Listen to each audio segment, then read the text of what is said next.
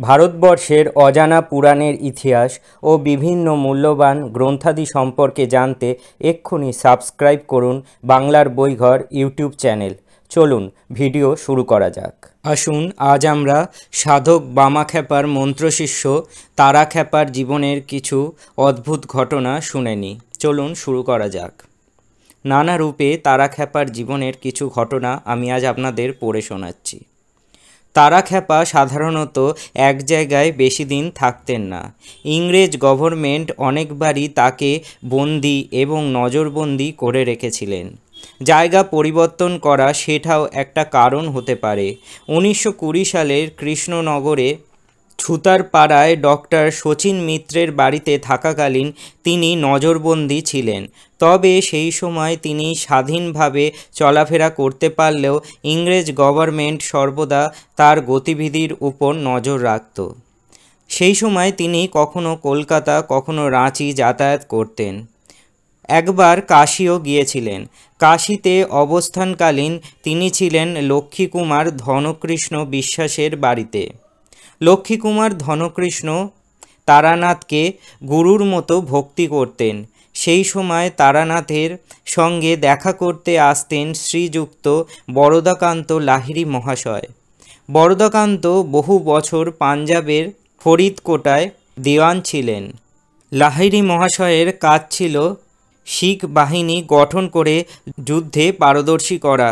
এইভাবে তিনি পর্যায়ক্রমে অনেকগুলি শিখ বাহিনী গঠন করে যুদ্ধ করার মতো উপযুক্ত শিক্ষায় শিক্ষিত করে তুলেছিলেন। এর থেকে অনুমান করা যেতে পারে বরদাকান্ত লাহিড়ীকে তারানাথ পরোক্ষে স্বদেশীদের যুদ্ধবিদ্যা শেখানোর দায়িত্বই দিয়েছিলেন। সব কথা সবসময় পত্রপত্রিকায় প্রকাশ সম্ভব হতো না, কারণ তার প্রতি ছিল ইংরেজ গভর্নমেন্টের তীক্ষ্ণ নজরদারি। কাশীতে থাকার সময় উকিল শ্রী গোপাল মুখোপাধ্যায়ের সঙ্গে পরিচয় হয়। তার 3 পুত্র, শ্রী রাধাকুমুদ, শ্রী রাধা বিনোদ, শ্রী রাধাপদ বহরমপুরে থাকতেন। বহরমপুর থাকার সময় একবার তাদের বাড়িতে অতিথি হয়েছিলেন।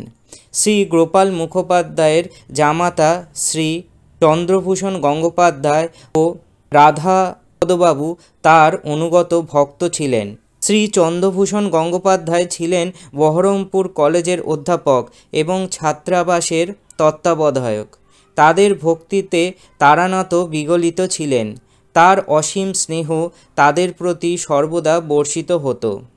1914 সালে তারানাথ শ্রী গুরু বামদেবের অন্যান্য ভক্তদের বিশেষ করে হরিচরণ শাস্ত্রী মহাশয়ের অনুরোধে তারাপীঠের আসন গ্রহণ করেন। শ্রী হরিচরণ শাস্ত্রীকে বামদেব শিমুলতলার ভট্টাচার্যী নামে ডাকতেন। সেই সময় শাস্ত্রী মহাশয় এবং শ্রী নবীন কৃষ্ণ মুখোপাধ্যায়কে নিয়ে বামা মিশন গঠন করেন। 1 বছর দামোদরের বন্যা এবং তার পরবর্তীকালে দুর্ভিক্ষ দেখা দিলে তারানাথের নেতৃত্বে বামা মিশন খুব ভালো ত্রাণকার্য চালিয়েছিলেন। তাদের কাজে সন্তুষ্ট হয়ে 1921 সালে 2রা ফেব্রুয়ারি সেই সময়কার বাংলার গভর্নর একটি প্রশংসাপত্র দেন। 1914 সালে 14ই আগস্ট প্রথম বিশ্বযুদ্ধের প্রাদুর্ভাবের সঙ্গে সঙ্গে তারানাথ তারাপীঠ থেকে কলকাতায় আসেন। সেখান থেকে নবদ্বীপের অপর পারে মহেশগঞ্জে জলঙ্গি বা খোরে নদীর ধারে একটি আশ্রম করে পঞ্চমুণ্ডের আসন স্থাপন করেন। মাঝে মাঝে রাতে গঙ্গা পেরিয়ে নবদ্বীপের শ্মশানে চলে যেতেন। কৃষ্ণনগর নিবাসী শ্রী নলিনী গঙ্গোপাধ্যায় বহরমপুরের PWDর ঠিকাদার ছিলেন। তিনি তারাখ্যাপাকে খুব শ্রদ্ধাভক্তি করতেন। তার বহরমপুরের কাদাইয়ের বাড়িতেও তারাখ্যাপা মাঝে মাঝে গিয়ে থাকতেন। তাকে তারা খুব সেবা করতেন। তারানাথও তাদের খুব স্নেহ করতেন। তারাখ্যাপা যতদিন বহরমপুরে থাকতেন, নলিনী প্রতিদিনই তার জন্য খালি পায়ে গঙ্গাজল কাঁধে বহন করে নিয়ে আসতেন। তিনি তাকে আদর করে ডাকতেন শ্রাবণী নামে। শ্রী গোপাল মুখোপাধ্যায়ের পুত্র শ্রী রাধাপদ মুখোপাধ্যায়ের বিবাহ হলে তার ভক্তিমতী সহধর্মিণী তারাখ্যাপার সেবায় আত্মনিয়োগ করেন। গোপাল মুখোপাধ্যায়ের জামাতা শ্রী চন্দ্রভূষণ গঙ্গোপাধ্যায়ের কন্যা ভগবতী দেবীও অত্যন্ত নিষ্ঠার সঙ্গে তারাখ্যাপার সেবা পরিচর্যা করতেন। তারাখ্যাপার দেহরক্ষা করার পরও তারা বহরমপুরের উমাবনম আশ্রমে গিয়ে ভক্তি অর্ঘ্য নিয়মিত নিবেদন করতেন। আগেই জানিয়েছি তারাখ্যাপা এক জায়গায় বেশি দিন থাকতেন না। কলকাতা এলে তিনি কখনো বাড়ি ভাড়া করে, কখনো বা ভক্ত যদুনাথ গঙ্গোপাধ্যায়ের বাড়ি, আবার কখনো বজ্রহরি মিত্র মহাশয়ের বাড়িতে থাকতেন, আবার কখনো শ্যামাপদ কবিরাজ ও ডাক্তার সুন্দরীমোহন দাসের বাড়িতে দিন কয়েকের জন্য থেকে যেতেন।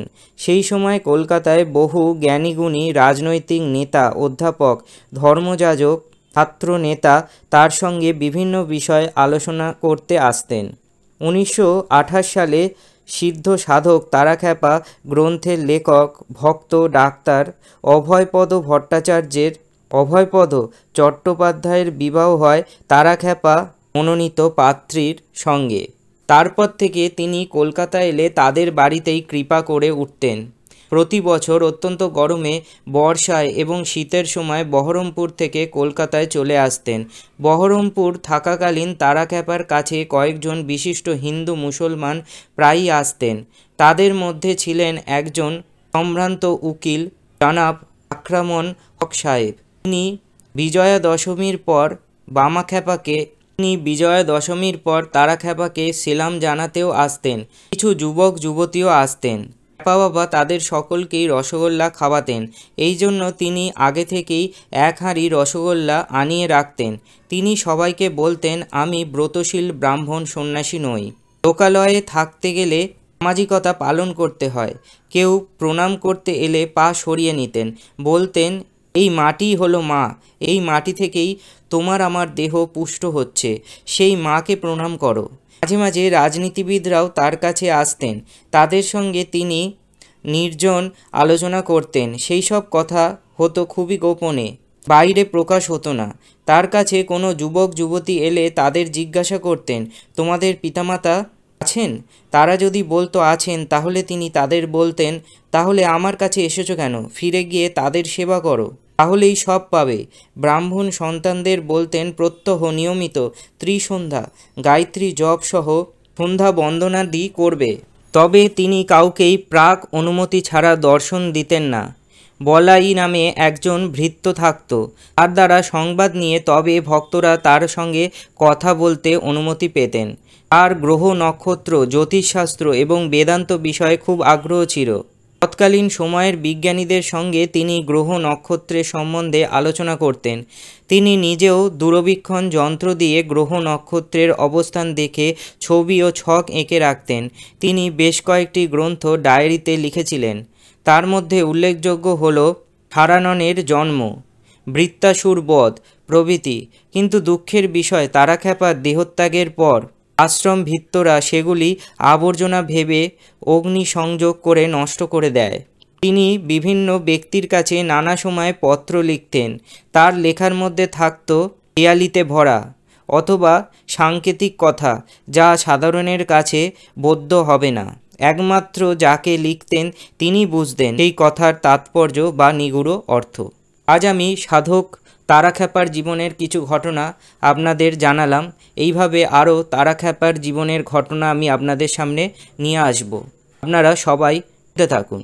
যে বইটির থেকে এই ঘটনাটি আমি গ্রহণ করেছি, গ্রন্থটির নাম হলো তারাপীঠের সিদ্ধ সাধক তারাখ্যাপা, গৌতম বিশ্বাসের লেখা বইটি। বাংলার বইঘর কোনো প্রকার কুসংস্কার প্রমোট করে না। সকল ভিডিও শিক্ষামূলকভাবে এবং মনোরঞ্জনভাবে নেওয়া উচিত। কোনো ভিডিও ব্যক্তিগতভাবে নেবেন না। ধন্যবাদ। ভিডিওটি ভাল লাগলে লাইক, শেয়ার এবং সাবস্ক্রাইব করতে ভুলবেন না। আর আমাদের এরকম লেটেস্ট ভিডিও পেতে বেল নোটিফিকেশানটি অন করে রাখবেন।